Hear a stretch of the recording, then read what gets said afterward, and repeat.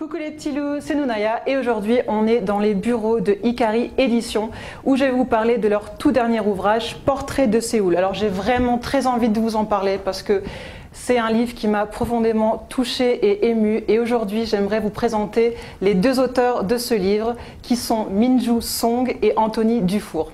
C'est parti. Alors bienvenue sur ma chaîne. Bonjour. Donc nous sommes aujourd'hui avec Min-Joo et Anthony. Donc Min-Joo, tu es coréenne, tu es née à Séoul et tu as 26 ans. C'est ça. C'est bien ça. Et Anthony, tu es français du Nord. C'est ça. Voilà. Et j'ai 27 ans. Mais... comme moi. Et 27 ans plus quelques dizaines de plus. Enfin bon, on va être sympa, on va pas tout dévoiler maintenant. Voilà. Tiens, comment, soyons sympas. Alors qu'est-ce qui t'a amené à quitter la France pour aller en Corée du Sud? Alors je suis pas allé en Corée du Sud, d'abord je suis allé au Japon. D'accord. Puis en Chine, puis après en Corée du Sud. Je me suis marié en Corée du Sud tout simplement. Donc avec une Coréenne? Ah bah oui. Voilà. Coup, oui. D'accord.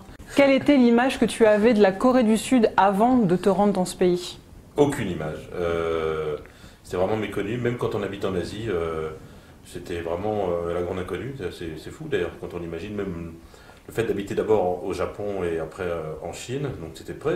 Je me rendais souvent pour le boulot en Corée du Sud, mais en fait on ne connaît pas du tout. Il faut vraiment longtemps pour comprendre la mentalité. Quand on arrive les quelques premiers jours, on est enthousiasmé, il y a des lumières partout, ça clignote, il y a du bruit, c'est rigolo.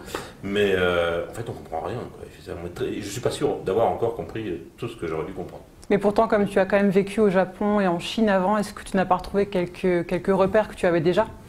Pas du tout, à part les Starbucks. Il y en a partout, ça c'est ça, c'est dingue. Starbucks et les McDonald's aussi. Et les McDo. Un petit peu. Mais même ça, il y en a moins quand même qu'au Japon. Ouais. Mais non, parce que la mentalité est tellement différente. On a envie de retrouver des choses du Japon ou de la Chine. Mais en fait, il y en a forcément. Enfin, on mange avec des baguettes, voilà, ça, d'accord. Hein. Mais à côté de ça, c'est quand même.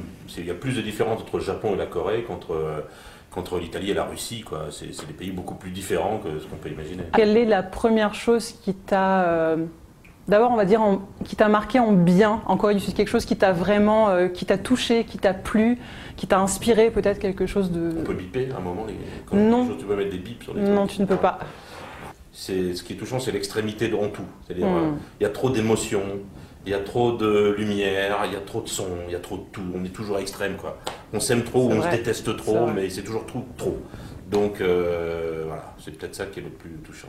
Donc pour toi, les Coréens ont quand même cette émotivité qui est plus exacerbée que par exemple les Japonais, puisqu'eux ils sont connus pour ne pas avoir trop montré leurs émotions. Je te laisse imaginer, moi j'arrive du Japon, la première fois que j'avais en Corée, donc au Japon effectivement, super poli, super policé. La première fois que j'étais en Corée, c'était pour aller faire un reportage donc, en tant que journaliste sur des Nord-Coréens qui vivent en Corée du Sud, enfin bref, un sujet super fun. J'arrive dans une salle du ministère de l'unification à Séoul, c'est blanc, on se croirait au Havre, enfin voilà, c'est nul. Les 7 heures, le vieux qui préside la séance retire sa cravate et dit bah on a un étranger avec nous, il faut qu'on lui montre la vie coréenne. Alors moi je dis non, ça va, je rentre à l'hôtel. Bref, je la fais courte, on a fini à 5 heures du matin en chantant du YouTube au karaoké avec des Nord-Coréens. Et c'était mon premier contact avec le pays, donc voilà, c'est complètement dingue. Mais c'est intéressant parce que ça c'est vraiment un point de la culture et tu pourras confirmer Min-Joo, la culture de l'alcool en fait. Quand un étranger arrive en Corée, on a envie de lui montrer, les Coréens ont envie de montrer ce côté-là de la culture coréenne. On va l'emmener tout de suite au karaoké, boire des coups toute la nuit. C'est quelque chose qui est vraiment, qui est montré comme quelque chose en fait très positif et très convivial. Je ne sais pas ce que tu penses de cette culture-là de l'alcool et de la rencontre en fait entre les gens autour de l'alcool en Corée. Tu as raison quand Anthony a dit que... je ne sais pas si vous connaissez le film My Girlfriend. My Sassy Girl. My Sassy Girl, ouais. Et en fait, dans le film, la fille, elle supporte pas l'alcool, elle tombe au bout du 3e verre. Ouais. Et moi, je suis pareil. Ouais. Et en fait, ce qui était horrible pour moi, je suis une fille unique, j'ai jamais eu un contact social avec les gens autour de ma famille, et en dehors de ma famille, et j'arrive à l'université où en fait... où c'est très très fort en fait en termes de lien avec les camarades, la camaraderie, c'est très important. Et pour moi c'était une panique absolue parce que moi j'avais l'impression qu'on collait l'amitié avec l'alcool, quoi. Donc, Ouais. on commence à boire à 7 heures du soir et on finit à 7 heures du matin. Ouais. Et pour moi, c'était un choc et c'était dur. Et j'ai passé, je crois que mon premier trimestre comme ça, en vivant. Et moi, je détestais, mais on se dit c'est la seule manière d'être amis et qu'on se dit qu'on est vraiment la famille dans une université, on fait la même chose, on est la famille. Du coup, c'est très important qu'on boit. Ça soude les liens, Voilà, en fait, voilà. en quelque Et sorte. en même temps, c'est aussi à cause du fait que dans la vie quotidienne, on est très poli. On a des règles pour l'amitié, on a beaucoup d'intonations pour la politesse, pour montrer l'amitié, etc. Et quand on boit, je crois qu'on se permet tout, Oui. en fait. On se dit, on se dit comme on a vu, je suis ivre. C'est une bonne excuse. Ouais, on se dit, oh ouais, c'est ça. Parce que j'ai entendu dire que c'est par exemple, on fait une soirée avec les collègues de travail, il se passe des choses où on finit sur la table avec la cravate autour de la tête et voilà. Avec, Et le lendemain, avec la culotte de la collègue. voilà. Et le lendemain, on arrive au bureau et personne ne dit rien et tout le monde, même il y en a qui évitent les regards, l'air de dire non, mais il s'est rien passé, je me souviens de rien. Et ça passe apparemment, Ouais, parce c'est que ça. l'alcool c'est toujours une bonne excuse pour pouvoir se lâcher et parfois. Ouais, c'est ça. Voilà quoi. J'aimerais savoir à quel moment ton regard sur la Corée a vraiment changé. Je pense qu'à un moment donné, parce que moi ça m'est arrivé aussi, au bout d'un moment, je pense qu'on commence à avoir un regard un petit peu différent sur la Corée, aussi sur sa place en Corée en tant qu'étranger. Enfin, à quel moment peut-être tu as eu un déclic qui soit positif ou négatif? Il y a tout le temps des déclics. Il y en a encore eu un la semaine dernière. J'étais à Séoul il y a 3 jours. Et c'est toujours différent. La vision, ça dépend beaucoup de ce qu'on est soi. Bien à sûr. chaque fois, en fonction de ce qui nous arrive, de ce qu'on vit, on voit les choses très différemment. Et moi, j'ai vécu des choses intéressantes, joyeuses, des choses plus difficiles en Corée. Donc forcément, à chaque fois, on a un regard complexe. Alors c'est vrai que on est toujours un étranger en Corée du Sud. Et ça, c'est Pour toujours. pour toujours. Et même, je connais, il y a le cas de Il a aussi. Hilda Dossi, dans le livre dont on raconte le portrait, qui a la nationalité coréenne, ce qui est quand même extrêmement rare pour un étranger, pour une européenne. La nationalité, c'est pas quelque chose qu'on brade dans ce pays-là. Elle le dit quand même, je passerai toute ma vie une étrangère, malgré tous les efforts qu'elle a pu faire. Elle parle coréen comme un coréen, elle a fait tout ce qu'il fallait, et ben quand même, elle reste une étrangère. Donc c'est vrai que ça, c'est peut-être une frustration, mais j'ai envie de dire que je pense que c'est la même chose que pour les étrangers qui vivent en France, ils se sentent toujours un peu étrangers. Et la notion de différence physique est peut-être un peu plus visible. Voilà, voilà, Oui, bien ouais. sûr, moi je pourrais jamais passer pour un Coréen, c'est sûr. Mais à côté de ça, c'est pas. Et puis on accepte aussi, quand on va vivre dans un pays aussi loin, aussi différent, on accepte d'être un étranger. Et le statut d'étranger, il a aussi les bons côtés. Oh oui. Parce Oui, que c'est vrai. on est sympa avec nous, ça fait même bien souvent, on a l'impression d'être mieux accueillis parfois que les Coréens eux-mêmes, parce que ça fait plus pour un restaurant ou pour un spectacle, c'est bien d'avoir des étrangers à ce moment-là. Et on nous excuse plus de choses aussi, plus d'erreurs. On a le droit de faire des erreurs parce qu'on est étranger et qu'on ne sait pas tout de la culture coréenne, etc. On ne respecte pas les règles, on ne donne pas le verre aux plus Oui. âgés, on ne fait pas les choses, etc. Au contraire, tout le monde va vous traiter comme si vous étiez le petit prince. Ouais. Et donc c'est vrai que ça peut d'ailleurs un peu perturber, on a l'impression qu'on a une importance que finalement on n'aurait pas ailleurs. Alors j'ai remarqué, comme tu lis dans ton portrait, que tu étais donc une enfant très solitaire. Oui, Et je c'est me ça. suis posé la question de savoir si inconsciemment, en fait, tu ne t'étais pas un peu éloignée des autres parce que tu sentais que tu n'étais peut-être pas en accord avec la société coréenne et l'image que te renvoyaient les autres Coréens. Ouais, c'est tout à fait ce que je pensais en fait en écrivant justement le livre. Je me découvre moi-même. Et j'étais une fille unique et j'étais dans un cas particulier où mes parents n'étaient pas très imposants dans mon choix, dans ma vie. Et j'ai choisi mon université de moi-même, j'ai choisi mon lycée de moi-même. Et voilà, donc je suis venue en France avec mon choix personnel en passant toute ma vie à Séoul. En fait, j'ai jamais vécu comme un Coréen. Donc, je me disais peut-être, grâce à cette distance que j'ai développée depuis mon enfance, quand j'avais pas vraiment de frères ou sœurs, etc. Et en fait, je peux voir mon pays comme un pays très étranger, très étrange. De l'extérieur Aussi, peut-être, voilà. avec un Voilà. regard plus extérieur que si tu étais complètement baigné dedans. Voilà, c'est exactement Ouais. ce que je voulais montrer. Et puis aussi, comme j'ai tout le temps vécu en Corée, mais à Séoul, mais j'ai déménagé 3 fois et Ouais. à chaque quartier, en fait, il y avait quand même des particularités quand je me souviens bien. Donc c'est ce que je voulais aussi montrer en écrivant les portraits, parce que quand les étrangers viennent à Séoul, en fait, ce qu'ils voient, c'est vraiment la partie touristique qui sont très bien, c'est beau. Et en fait, la partie résidentielle ne sont pas vraiment exposées aux yeux des étrangers. Donc, je voulais aussi montrer cet aspect-là. Mais c'est vrai, quand on est visiteur, on ne va pas dans beaucoup de quartiers. Hein. Non. Quand on vient visiter Séoul, on reste dans Central. la chose centrale, alors C'est c'est vrai. énorme. Mais C'est vrai. finalement, et la vie des Coréens, comme la vie de Minju, c'est dans la vie, pas du tout dans ces quartiers-là. Donc c'est un peu ça qui Mais c'est vrai que ça, on n'a pas vraiment accès, sauf si par exemple comme toi, on connaît quelqu'un, on est marié, on est un ami proche, etc. Tu as eu un parcours d'études scolaires qui est assez concluant, assez concluant. Enfin, je veux dire, ça s'est bien passé pour toi les études, d'après ce que j'ai compris. Mais pourtant, tu ne prenais pas de cours dans des hagwon. Non. Alors, les hagwon, tu peux nous rappeler ce que c'est? C'est des établissements privés où en fait il y a un tuteur qui reçoit une vingtaine d'étudiants, d'élèves pour mieux réussir à l'école, avoir des meilleures notes, etc. La raison pour laquelle je ne suis pas allée à Hagwon, c'est tout simple. Ma mère était en fait institutrice de Hagwon. Ah, d'accord. Et en fait, elle détestait. Elle me racontait tous les vices qu'elle rencontrait en étant institutrice de Hagwon.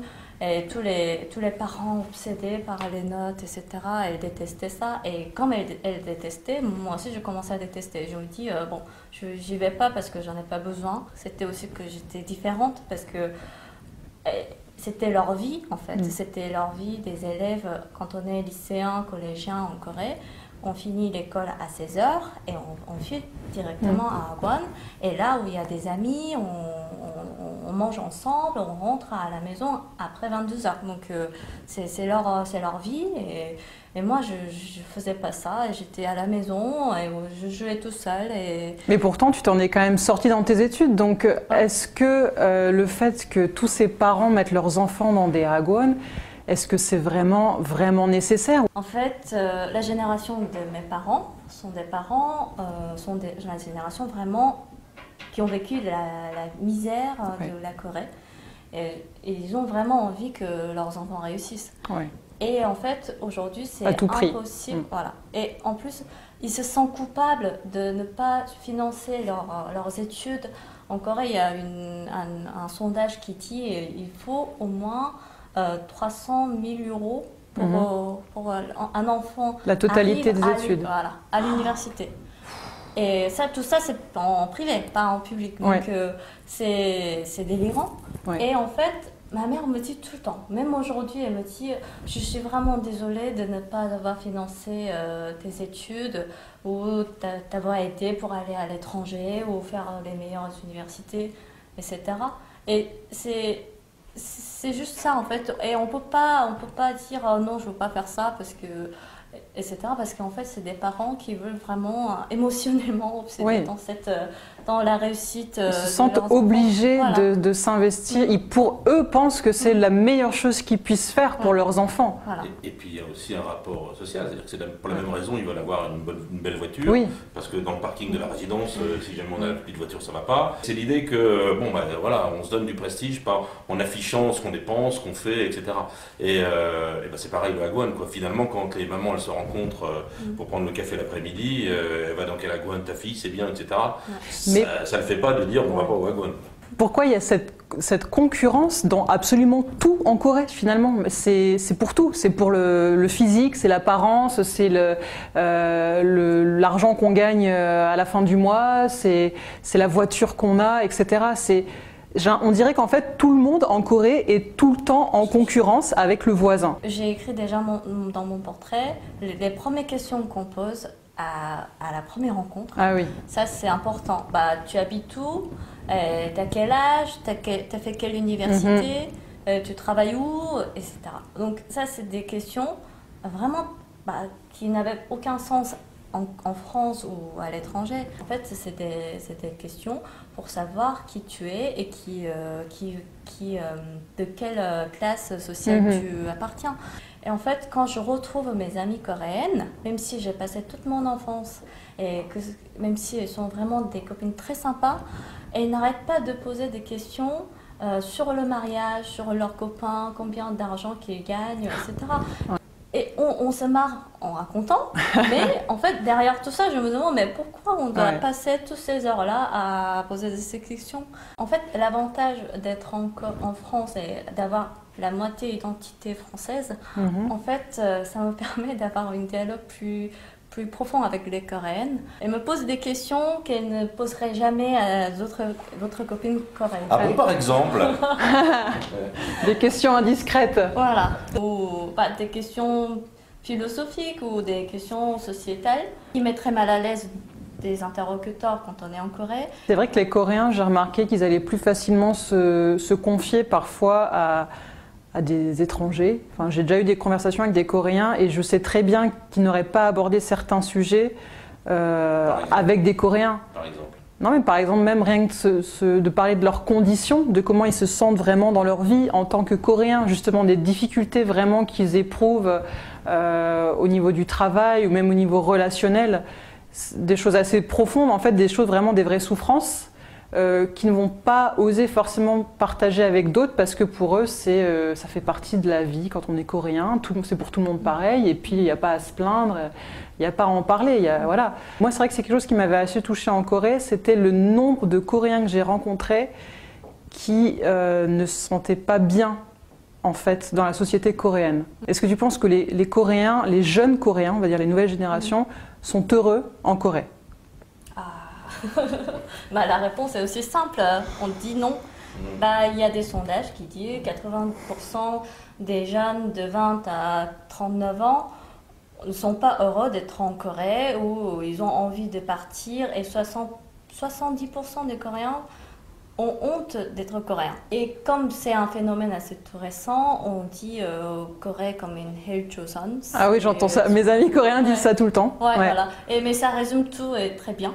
Parce que El Joseon, c'est pour dire que la Corée est un enfer, et un enfer de la dynastie Joseon. Ce n'est même pas un pays moderne, mais c'est un pays moyenâgeux et où les gens souffrent dedans. Pourtant, en se plaignant comme ça, les étudiants coréens qui sont vraiment brillants et intelligents, intéressants, et quand ils arrivent à trouver un travail dans une entreprise coréenne, ils rentrent dans les normes et ils ne parlent que leur salaire et les impôts et leur mariage. Mais en fait, c'est peut-être parce que les Coréens n'ont pas appris à dire non à leurs parents. La Corée aujourd'hui, c'est la Corée qui a été construite et vraiment construite de tous les efforts, la chair et le sang de leurs parents. Donc en fait, on peut pas dire non, je vais pas faire ça parce que c'est ce que les parents avaient fait pour nous. Donc ils se sentent redevables, je pense. On n'arrive pas à faire une réforme ou un renversement de toutes les règles aujourd'hui parce que les questions sociétales sont des questions aussi personnelles, familiales. Est-ce que tu penses que dans les 50 prochaines années, au niveau de la société coréenne, au niveau humain, je veux dire, est-ce qu'il va y avoir un changement positif selon toi en Corée? Oui, en fait, on dit que la Corée c'est un pays totalement fermé et où les gens souffrent et qu'il y a plein de problèmes, etc.